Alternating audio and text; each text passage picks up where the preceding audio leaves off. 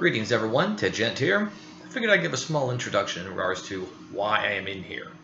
So, today is April 24th, 2016, and just to kind of give some background information as to why and, what and all that good jazz. Around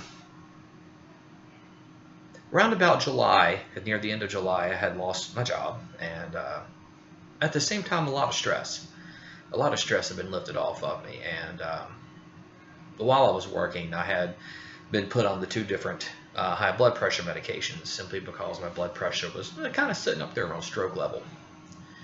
Well, after I lost my job and the stress started to come down, it had gotten to where I was lightheaded and just about passing out everywhere. And so I went to the doctor to get taken off the blood pressure medications because they obviously didn't need them anymore, and now they were bottoming me out.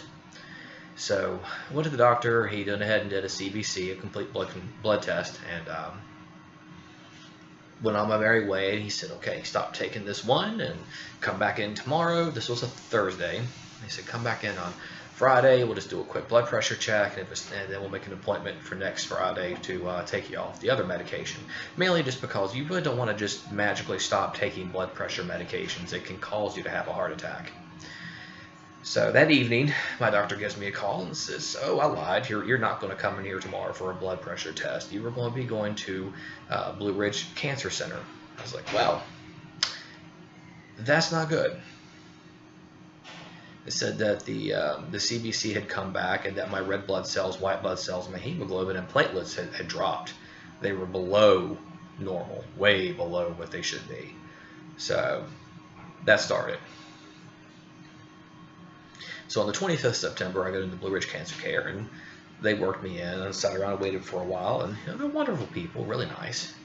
And I met my oncologist, Dr. Skelton, awesome dude. And after speaking with him, he said that we needed to do a bone marrow biopsy. I'm thinking, fun. So they performed the bone marrow biopsy, which I will tell you now, for those of you who have had one, I can literally feel your pain. For those of you who have never had one, I hope you never have to have one. No amount of numbing makes them any better. And they can't knock you out for them either, so it sucks. So after the bone marrow biopsy, they sent me on my way. They said it might be probably 24 or 48 hours before they get the initial test results back, and then it'd be another probably 7 to 10 days after that for them to get the full lab results. So they sent me home. On my way there, I noticed that my heart was beating out of my chest. It had like 160, 180 pulse, and I thought maybe, okay, well, I haven't been feeling too good. My blood pressure's low, stuff like that. So maybe it's just the trauma of the bone marrow biopsy stuff's getting to me. So I didn't think too much of it. And I was getting my migraine, so I took my migraine stuff and got my kids, and spent the weekend with my children. And that Saturday, it had gotten worse. I hadn't slept, and I couldn't calm my heart down. I was starting to get a little bit worried about it, but my blood pressure was completely normal. So we went to Kroger to go pick up a few things, and I was out of breath after walking about 10, 15 feet. I mean, I'd get that far and I'd just have to rest for a second. Then I'd 10, 15 feet more, and I'd rest for a second. So my wife made me go roll around on one of the little electric scooters. So I messaged my doctor, let him know what was going on, and was just telling him that, hey, blood pressure is normal. I've been tracking it, and I gave him all the results. I said my pulse hasn't calmed down. It's still sitting at like between 160 and 180, and I haven't been able to sleep. My migraine stuff hasn't been helping. So I get a phone call Sunday morning, and that Sunday I was in the middle of cooking lunch because we were going to have my family over. And he gives me a call and he says, hey, I'm not really supposed to be seeing patients today, but can you come down to the clinic? I said, that can't be good. Okay. So I go down to the clinic. They do another quick CBC, and then he tells me that I need to have a blood transfusion badly. That's why my heart rate is shot up, is because my red blood cells and hemoglobin have dropped. And he wanted me to get to the hospitality like now. He said that I'd probably be in there for about a week, and because they'd want to keep doing blood tests to make sure that the blood level's out and all that good jazz. And I was like, well, that's nice. So I told him I didn't want to ride in the ambulance and that I would get my friend Jimmy to come get me. And of course, Jimmy was on his way to come get me. And before I left, he said, let me call the doctor real quick, the Bluish Cancer, and see if they've heard anything. I was like, okay. So after a few minutes, he comes back in. He goes, I'm so sorry. I know this has been one thing after another for you, but you have acute myeloid leukemia. So you are going to go to the hospital to receive chemotherapy treatment as well as blood transfusions. He's like, I'm sorry, you won't be there in at least a month. And I was like, shit.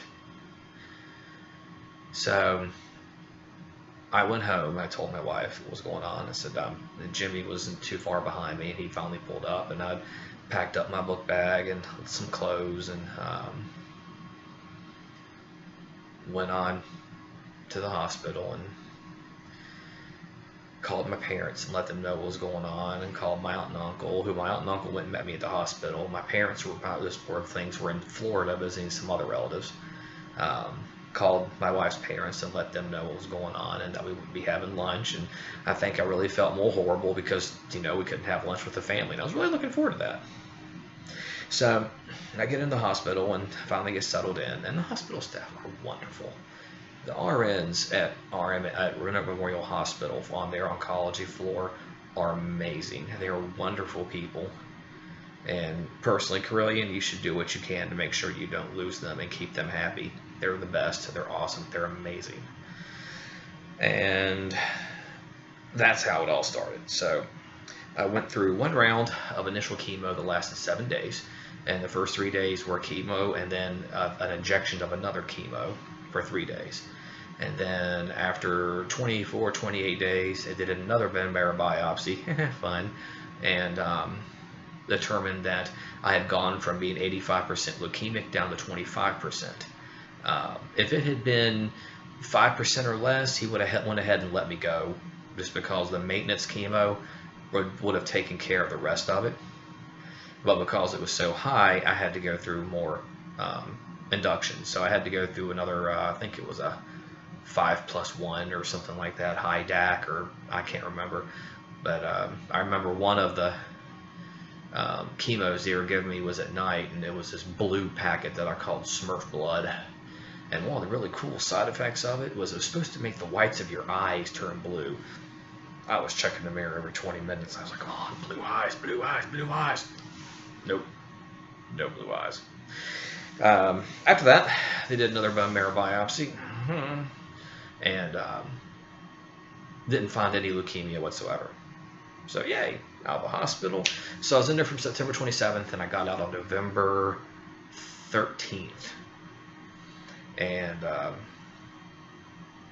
went home, celebrated Thanksgiving, and you know, took precautions, wore masks everywhere, stuff like that. Couldn't work. I'm not allowed to work simply because of I can't be around the public. My immune system is still trying to rebuild. And did Christmas, but beforehand I had to go back to the hospital for the first round of maintenance chemo, so I was in there for a week. And then we did Christmas, and when July came, I went down to Duke because they had suggested that I should probably go ahead and go with a stem cell transplant, because it took 2 rounds of chemo to get rid of or initial chemo to get rid of the leukemia, that there's a high chance it's going to come back. And what the stem cell transplant does is it basically knocks out and wipes out my entire immune system, everything in my bone marrow, and then stem cells are injected in, and they graft in and they start taking over, maturing, developing with my body, because they're using cord blood. It's not really developed any one person, so it can be developed into my body and then go from there. So cut a few months later, and here I am. I've been in Duke since Friday, and Friday they replaced a 2-lumen Hickman with a 3-lumen, and which is this bad boy right here. There's the 3rd one hanging around the shirt. and I just finished up day 2 of chemo. So I had chemo yesterday, I had chemo today. Now starting tomorrow through Friday, I'll have 10 days of radiation. And also on Friday, I'll have 1 round of chemo. And then Saturday, Sunday, Monday, I'll have 1 round of chemo. And then on Tuesday will be the day of rest. And then on Wednesday, they will do the transplant. And it will be, from that point, monitoring. So after the blood levels get up to where they're normal and where they should be, or getting kind of close to where it's manageable, then they'll discharge me as outpatient, because then they'll be just like, pretty much like monitoring someone who's already been through chemo the first time. So my mother will be my caregiver, because she's a retired critical care nurse. Can't beat that. And we will have an apartment in Durham on the about a mile or 2 away from the hospital, or from the ABMT clinic down here. And it's a really nice place. That's what we're hoping to get, and we'll be down there for 2 months, roughly. And as long as everything is up and going and awesome by the time 2 months ends, then I'll be able to go home. Which will put me home sometime around mid to end July. So that's pretty much everything in a nutshell as far as why I'm here, what I'm doing here. I'm doing the YouTube videos, excuse me, because I know that not everyone has my blog, and some things I can actually say better, I can actually say better than I can when I write it, and some instances, and plus it just gives a face to go with it. Sometimes you just get bored reading a blog. Sometimes it's better just to have a face to look at. So there you go, world of the interwebs. That is my little short story in a nutshell, and I am still in Duke. Right now it's day -10 before the recuperation starts, and so far so good. I haven't had really any side effects. Yes, this is going to come out again, so I'm waiting for a lint roller. Otherwise, I keep myself occupied, playing video games, and doing all that other good jazz. So I think I might record a few video game videos, or do a few other odds and ends. Maybe record some educational videos for Windows. I will say one thing, and I should before I end this. During my time here so far, even though it has been short, the world has lost one of the most amazing, amazing human beings I have ever had the privilege and honor of knowing. This man's name was Owen Schultz, and he was my former boss at Total Action Against Progress, now known as Total Action Against Poverty, now known as Total Action for Progress. And is a wonderful, kind, caring, and compassionate human being, extremely magnanimous. Would just do whatever he could to help you. The man was a walking lexicon of archaic words, and words that even most doctorates don't even know. So after the time you'd have a conversation with him, you'd have to run to a dictionary to figure out half of whatever the hell it was he said to you. But he was great motivation to everybody. He pushed everyone to learn, to think. How would you do this? Well, what can we do? What needs to happen?